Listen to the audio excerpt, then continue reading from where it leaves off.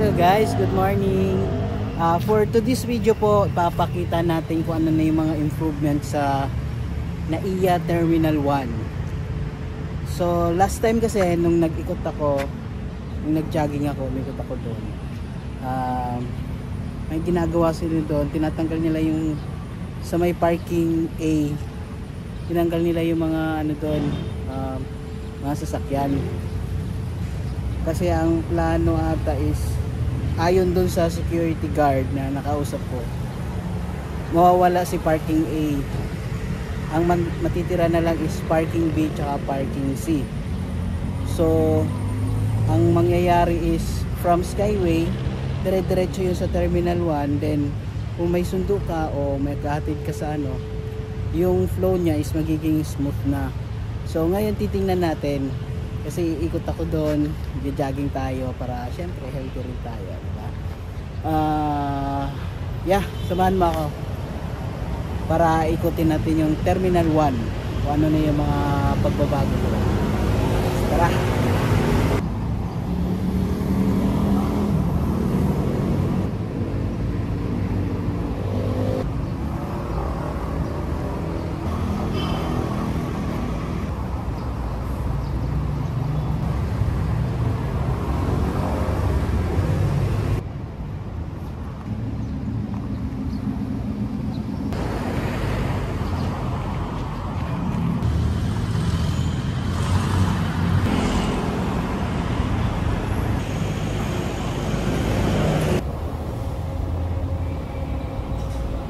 So dito naman tayo sa puno ng nyug. Grounding tayo as tayo ng positive energy.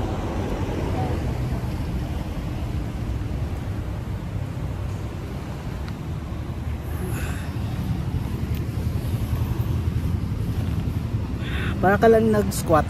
Squat ka lang. Para hindi ito sa legs.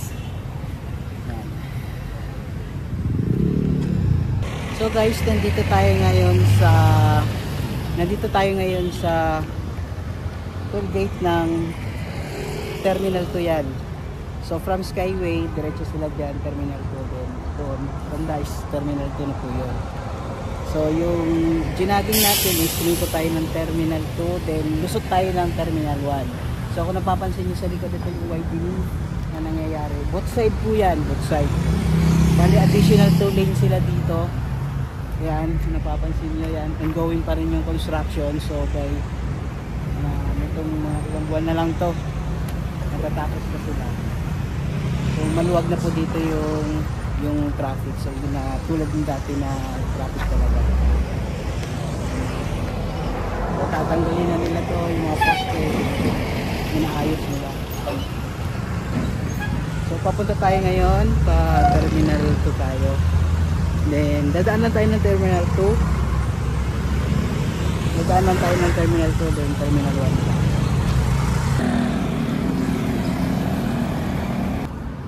1. So guys, nandito na tayo sa Terminal 2. Ito yung parking ng Terminal 2, diyan tayo papasok.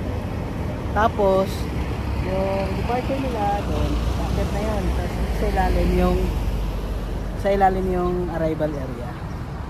Yan yun. Nandito na tayo sa Terminal 2. Pero hindi tayo papasok doon, dadaan lang tayo. By next vlog natin, papasokin natin si Terminal 2, okay?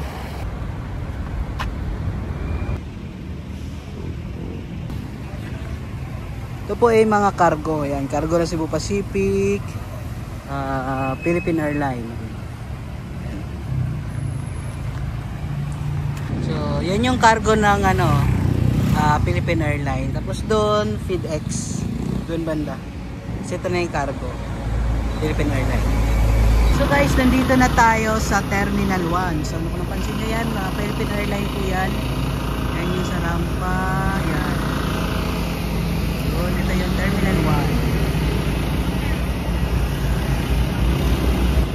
1. Itong daan na to is, from departure area, bababa ka, papuntang Terminal 2 yan. Yan. Yung sasakyan na yan, Terminal 2 yan. So, urong tayo doon. Papasok tayo ng arrival area dito sa may may itong bagong pick up area ng mga pasahero. Kasi ang alam ko sarado na dun eh. So may dating duty free. Sinarado nila kasi may ginagawa. So nandito na po yung pick up ng Aray.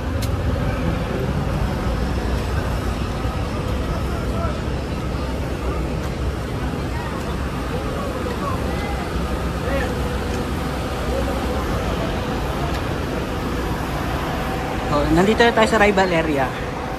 Yung may hagdan dyan sa gilid, paakyat yan, departure.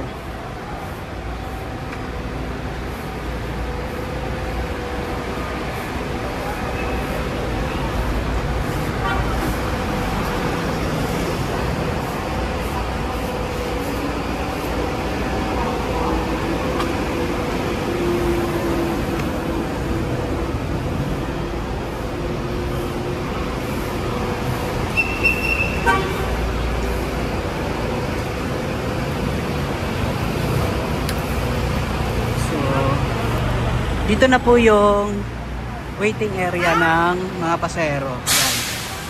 Napapansin niya. Ito na yung arrival, oh. Arrival exit. Yan, kung napapansin nyo, meron diyang A14, A13, yan. A12. Dito na mga private car. Pag may sundo ka, pick up na agad. So, waiting lang yung mga pasahero mo dito.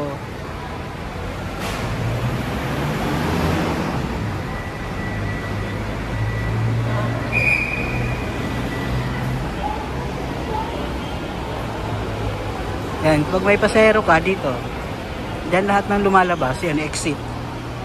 Arrive. Tapos dito ka na magantay.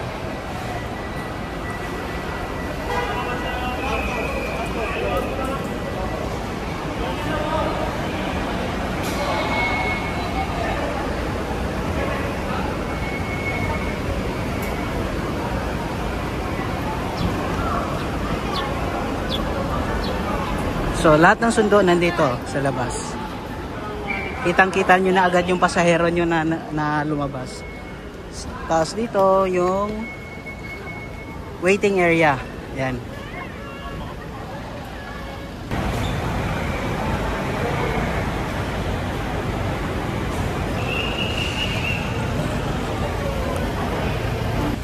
So guys, nandito na tayo sa arrival mismo ng terminal. So kung may mga private cars kayo, dito na po ang pick up natin. May nakikita kayo B6, B5, B4, B3, B2, B1. Tapos sa kabila naman yung A2, A1. So may mga bay number. Kasi yung sa baba yun sa dating duty free, sarado pa ngayon. Then ongoing yung construction nila. So bababa tayo doon para makita rin natin yung ginagawa nila, yung improvement.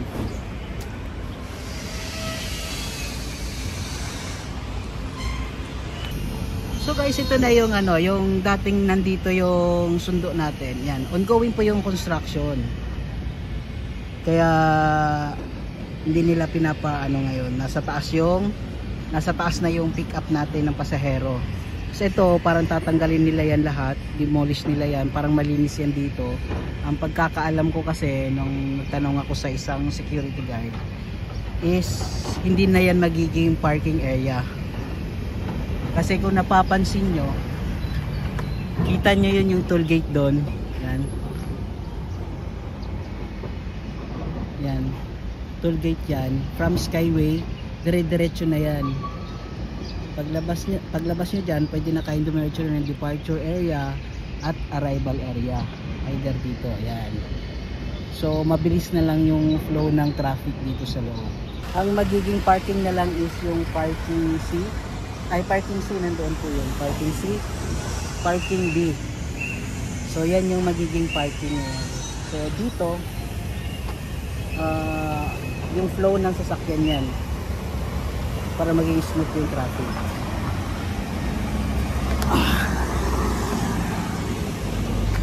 So yung pang-akyat yan, departure po yun. Departure yan. Diretso. Ito arrival na.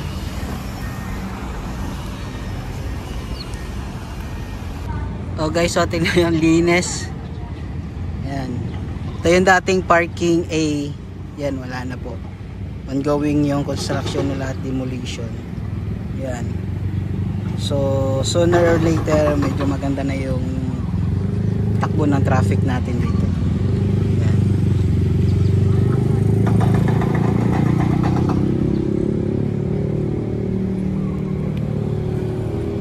So guys, yan na nagkaroon ng widening, nilawakan nila. Both side po yan, doon sa kabila at saka dito. Ayan. So ito na yung parking B. So tingnan natin yung pricing ng parking rate nila. Pakita ko sa inyo. So guys, ito yung parking rate ng NAIA Terminal 1. Ayan o, first 2 hours 56. Yan, sa cars, so mostly kasi cars dito, yan. First 2 hours, 56, then 25 per hour. So, screenshot nyo na lang para hindi kayo mabigla sa presyohan dito. So, ito naman yung parking C. Yan. So, parking C tayo. Nandito yung entrance. Ito yung entrance. Malapit sa toll gate yung entrance. Yan. So, ang lawak naman. Doon po yung exit natin. Pag exit mo dyan, highway na po yan. Yan dyan, highway na yan.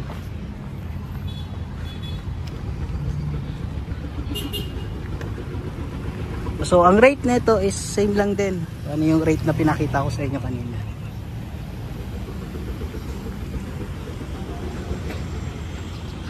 Doon lang tayo lalabas sa employees. So guys, itong area na to, malapit po to sa ano. Nasa Terminal 1 pa rin tayo. Terminal 1. Yan, dito pa rin tayo. Doon lang ako lumusot sa kabila kasi. Itong building na to, dating KFC, tsaka Manila Airport Hotel, ngayon dinidemolish. Kasi ang balita is gagawin siyang Department of OWA. Basta para sa mga OFW. Diba ang OWA natin is nandun sa Buendia ba yun? So medyo maliit yan. Ito, malawak yan. Dati mga restaurant yung dito sa gilid. Tapos KFC. Yan na nakita nyo. Government property. So ito yung gagawing OWA. Yan. Government property, no trespassing. So yan guys yung mga at the moment pa pagbabago ng Terminal 1. So para sa mga update natin sa airport, sa NAIA, subscribe lang guys, follow for more.